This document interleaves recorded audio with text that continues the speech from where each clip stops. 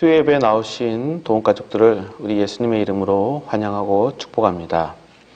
이 시간 함께 말씀을 봉독하도록 하겠습니다. 말씀은 예레미야 19장 1절에서 6절 말씀입니다. 예레미야 19장 1절에서 6절 말씀 제가 봉독하도록 하겠습니다. 구약 1080쪽 예레미야 19장 1절에서 6절 말씀. 여호와께서 이와 같이 말씀하시되 가서 토기장이의 옹기를 사고 백성의 어른들과 제사장의 어른 몇 사람과 하시드문 어기 곁에 있는 흰놈의 아들의 골짜기로 가서 거기에서 내가 내게 이른 말을 선포하여 말하기를 너희 유다 왕들과 예루살렘 주민아 여호와의 말씀을 들으라.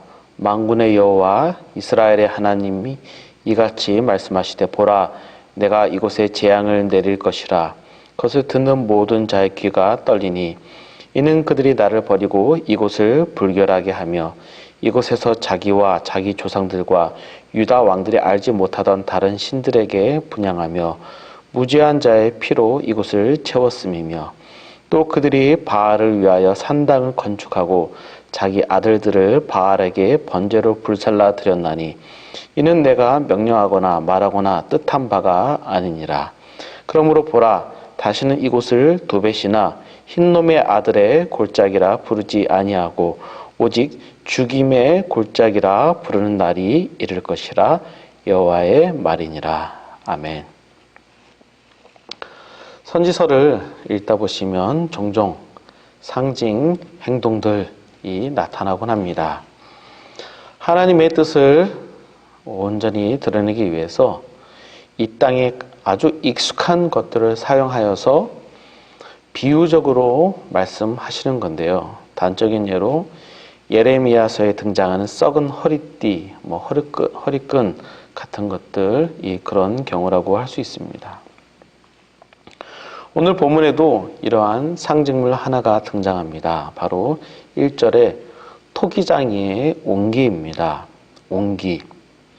항아리와 같은 도자기, 독이죠. 근데 이와 비슷한 사실 토기장이의 진흙이 18장에 등장하였습니다. 토기장이의 진흙이.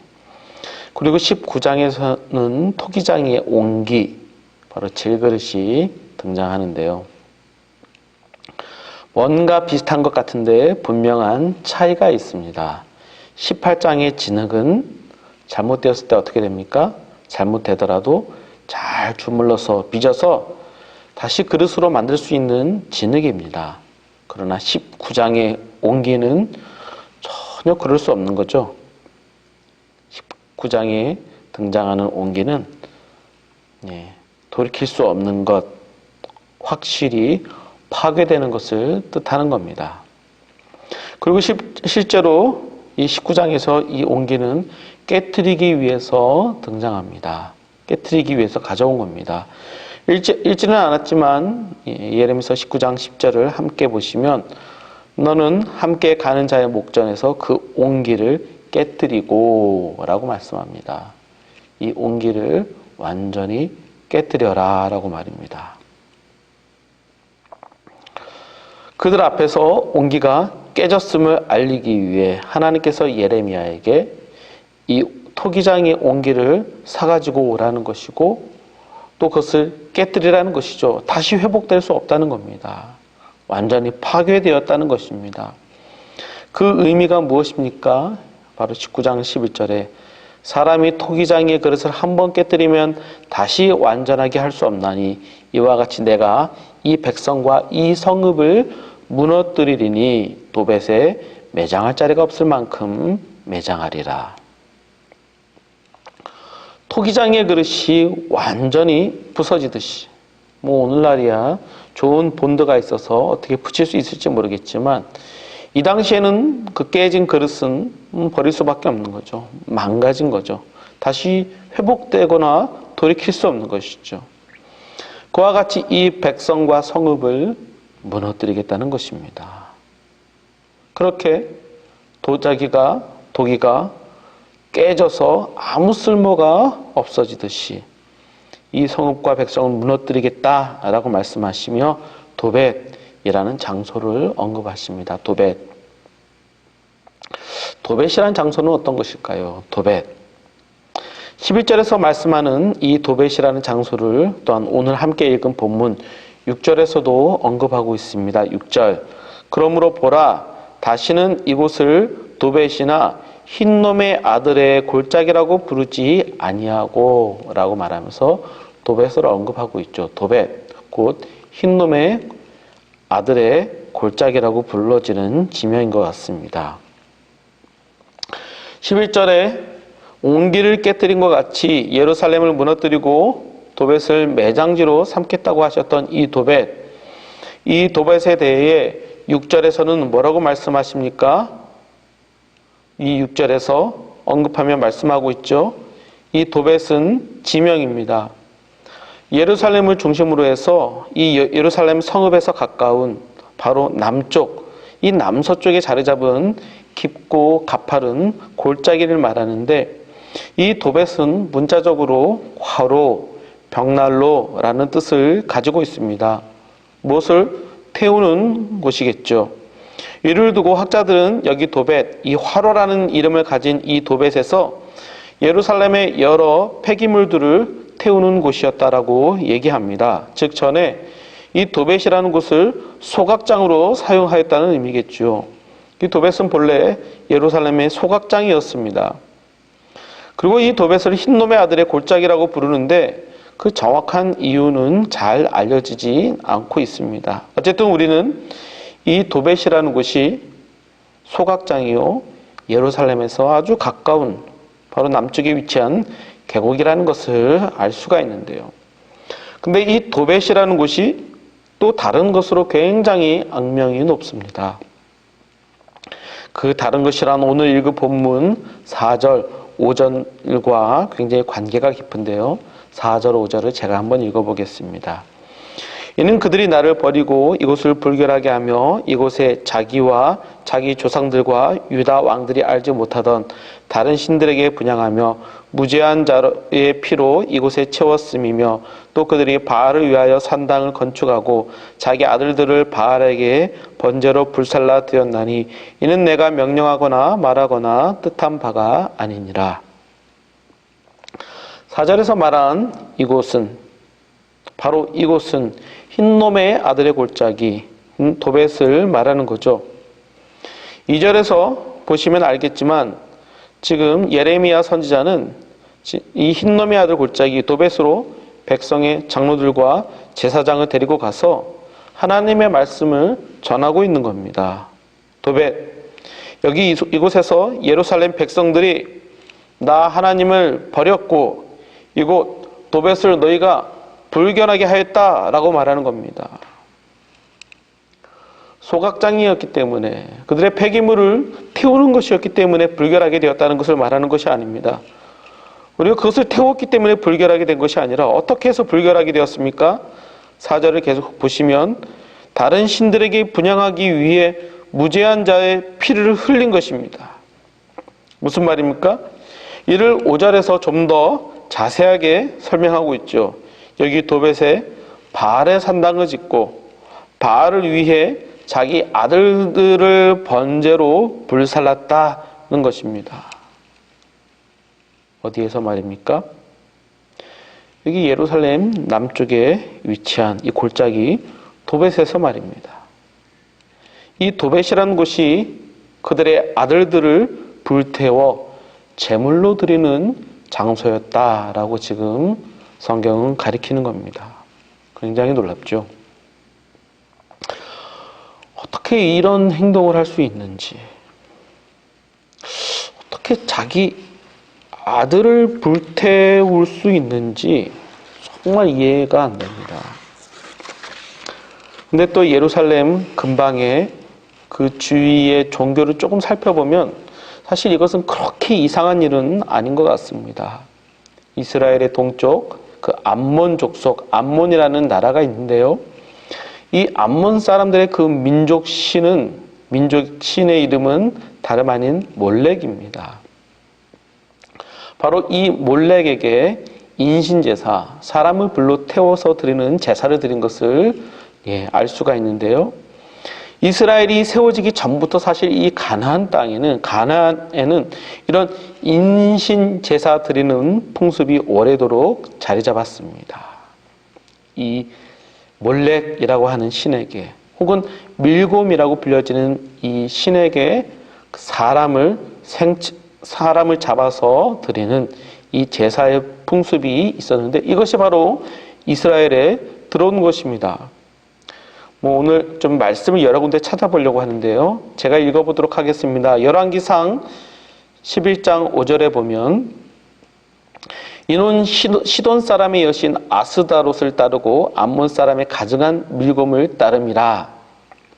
이게 어떤 말씀이냐면, 솔로몬이 나이 많아서 영적인 분별력을 잃었을 때에 솔로몬이 데려온 이방의 여인들이 이제 솔로몬의 마음을 돌이켜 다른 신을 위한 여러 제단들을 그 예루살렘 근방에다 세우는 겁니다. 바로 이 솔로몬 시대 때 들여온 이 이방 여인들이 들여온 신 중에 하나가 바로 이 암몬의 밀곰, 그 몰렉이었던 거죠. 바로 아들들을 불태워 제사 드리는 이 인신 제사가 바로 이 솔로몬 때에 드려진 것인데, 열왕기상 11장 7절을 보시면요, 이 모압의 가증한 그모스를 위하여 예루살렘 앞 산에 산당을 지었고, 또 암몬 자손의 가증한 몰록을 위하여 그와 같이 하였으며, 암몬 자손의 가증한 몰록을 위하여 그와 같이, 바로 예루살렘 앞에 산당을 지었다는 얘기겠죠. 하나님의 성전 코앞에서 이런 일이 이루어지니 참 기가 막힐 따름입니다.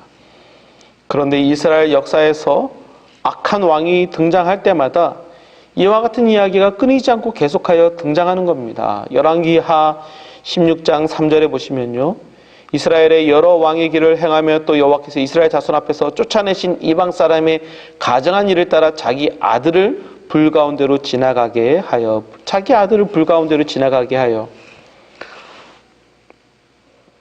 이 가나안의 죄악, 이 가나안 땅에서 그 가나안 민족들이 계속하여서 그들이 지었던 이 자신의 아들들을 그 불 가운데로 지나가게 하는, 즉 그 불의 제사로 그 자신들의 신에게 드리는 이 악한 그 행동으로 인하여 하나님께서 이 가나안을 진멸하셨음에도 새로이 들어온 하나님의 백성들이 그 이전에 그 가나안의 풍습을 그대로 받아서 자신의 아들들을 그와 같이 계속 불태우는 제사를 드렸다는 것입니다.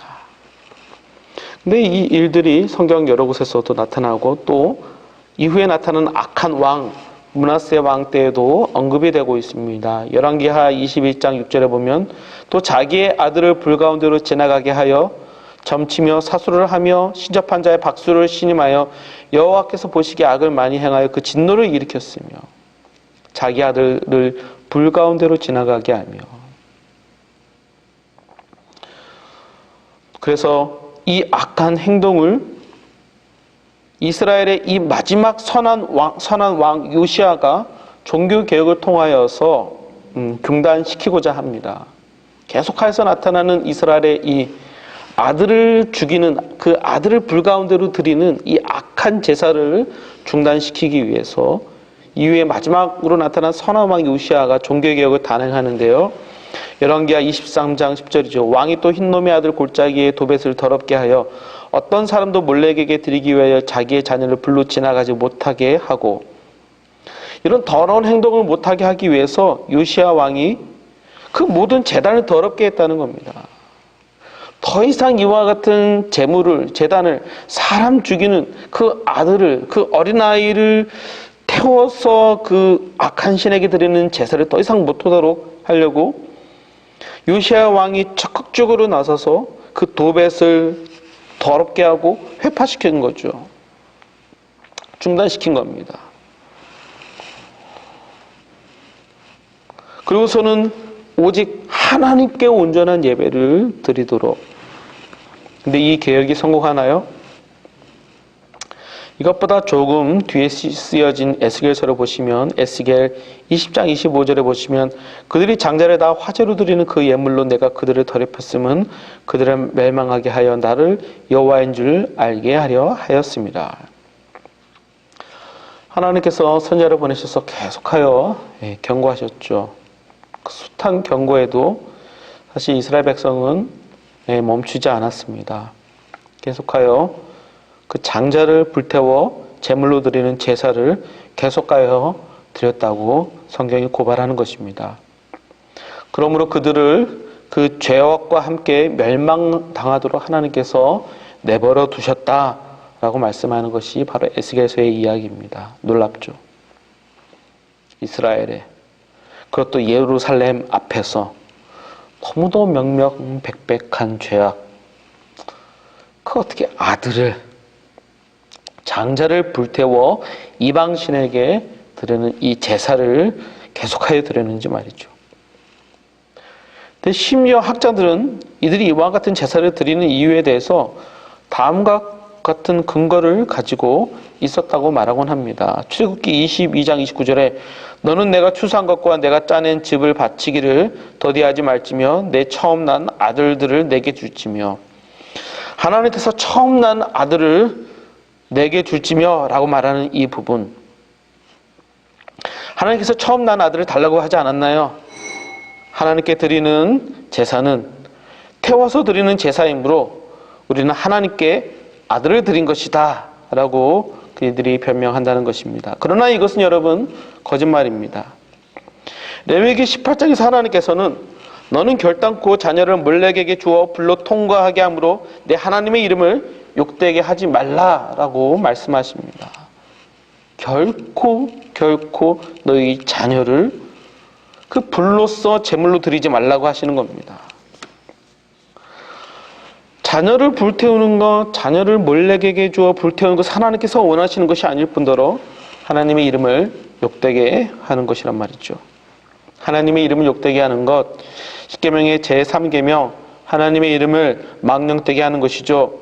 하나님의 백성이라면 하나님의 그 백성의 이름에 걸맞는 삶을 삶으로 하나님의 영광을 드러내는 것인데, 반대로 하나님의 그 자녀인, 자기 자녀일지라도 그 하나님의 자녀인 이 자녀를 불태워 제물로 드린다는 이것은 하나님의 이름을 심각하게 욕되게 하는 것이요 망령되게 하는 것이란 말입니다.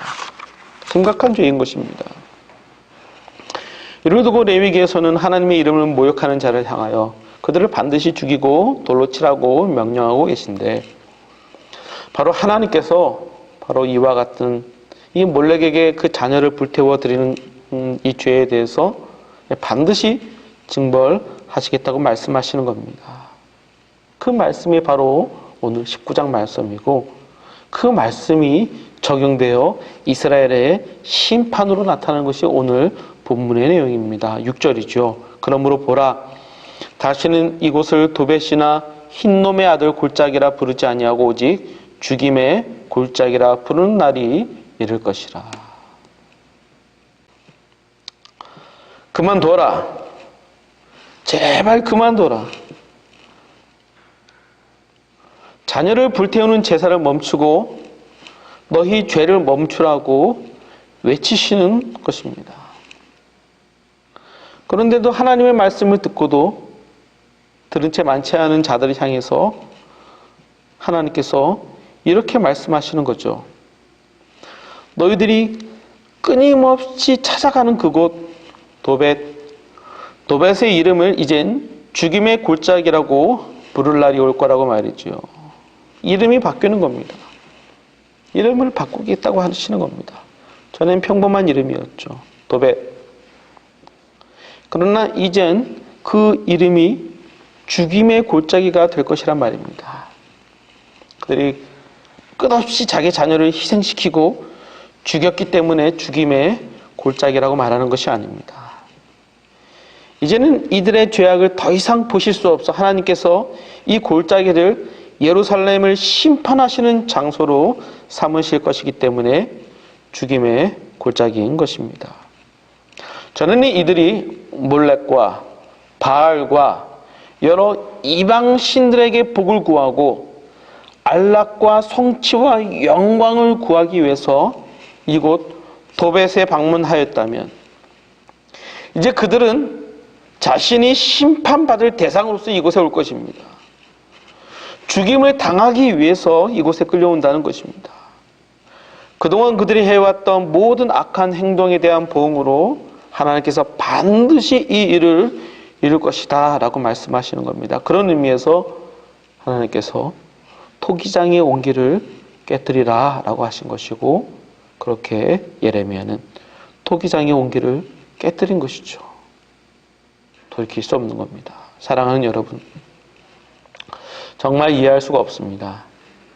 어떻게 이런 오랜 세월 동안 계속해서 이와 같은 심각한 죄악을 하나님의 백성들이 계속해서 저지르고 있었는지, 또 그것을 고치라고 선자의 말을 계속 무시할 수 있었는지, 그리고 결국 이것으로 멸망했는지 말이죠.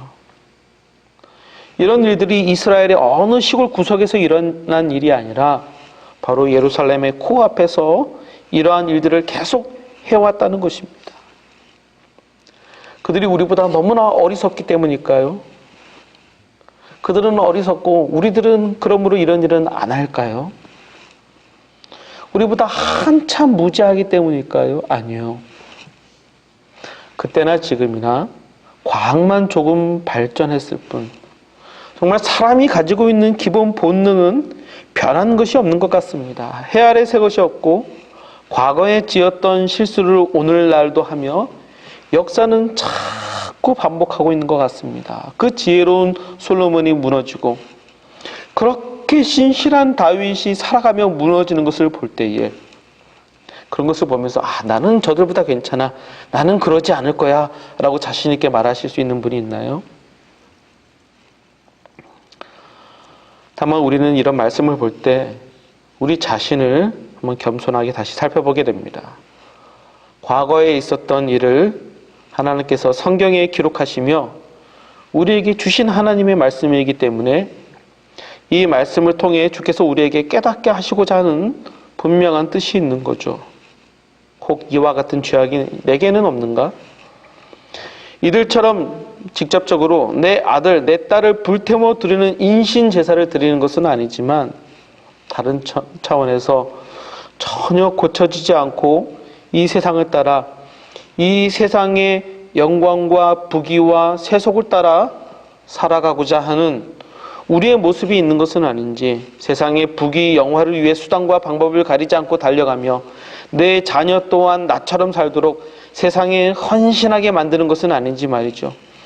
하나님을 향한 믿음과 신앙은 다 타다 남은 재처럼 훅 불면 사라지고, 오직 세상에서 살아남는 것이 세상의 유일한 가치로만 남아있는 것은 아닌지, 그것을 위해 예루살렘 백성들이 몰렉과 바알에게 공양을 드리고 그 어떤 희생을 치르더라도 이 세상의 영광을 얻기 위해 자녀를 사지로 내몰듯이, 우리 역시 이것을 얻기 위해 우리 자녀들을 사지로 내몰고 있는 것은 아닌지 우리 스스로에게 한번 물어봐야 될 것 같습니다. 사랑하는 성도 여러분, 이 말씀이 여러분과 아무 상관없기를 바랍니다. 이 말씀을 보며 아무 거리낌이 없기를 바랍니다. 그러나 혹 이 말씀이 마음에 걸림이 되고 이스라엘 백성들이 행했던 모습과 비슷한 모습으로 세상의 영광을 위해 수단과 방법을 가리지 않으며 이를 위해선 자녀조차 사제로 내몰며 세상의 영광을 구하기 위해 모든 헌신을 드리는 삶이 있었다면, 그것도 성전 앞에서, 성전에서 계속되는 예배와 함께 정말 바라고 원하는 삶이 우상이 약속하는 이 세상의 부귀 영화뿐이었다면, 이제 우리는 이 말씀을 좀 더 진지하게 받아들여야 합니다. 이 말씀은 2500년 전 예루살렘을 향해서만 하신 말씀이 아니라 또한 우리를 향해서도 하신 말씀이기 때문입니다. 하나님보다 세상을 더 사랑함으로 세상을 향하여서 모든 것을 불사르게 내어주는, 세상을 향해 헌신하는 우리에게 주시는 말씀이기 때문입니다.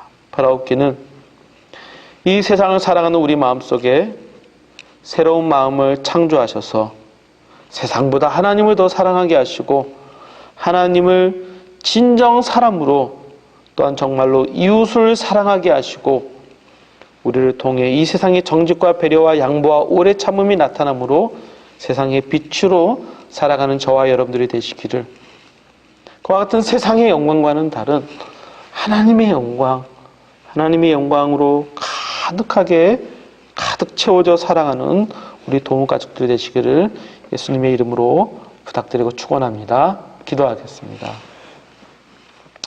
사랑과 은혜가 풍성하신 하나님, 오늘의 말씀을 하나님 보게 되었습니다. 참으로 심판의 두려운 말씀이나 그러나 이 말씀을 통해서 우리 영혼을 깨우치시는 하나님의 음성과 말씀이 있다면 주여 깨닫게 하시고, 저 우리가 넓은 길로 세상을 향하여 달려가는, 세상을 향하여 헌신하는 마음이 있다면 돌이켜 주님께로 향하며 주님을 향하여 하나님 우리들의 마음과 생각을 정하고 확정하고 믿음으로 사랑하고 또한 믿음으로 살아가는 그 하나님의 백성으로서의 영광을 알게 하여 주시고, 그 영광의 풍성함으로 주님 사랑의 향기와 배려의 향기와 용서와 기쁨과 그 성도의 영광이 충만한 저희들 될 수 있도록 인도하여 주시옵소서. 감사드리며 예수님 이름으로 기도드립니다. 아멘.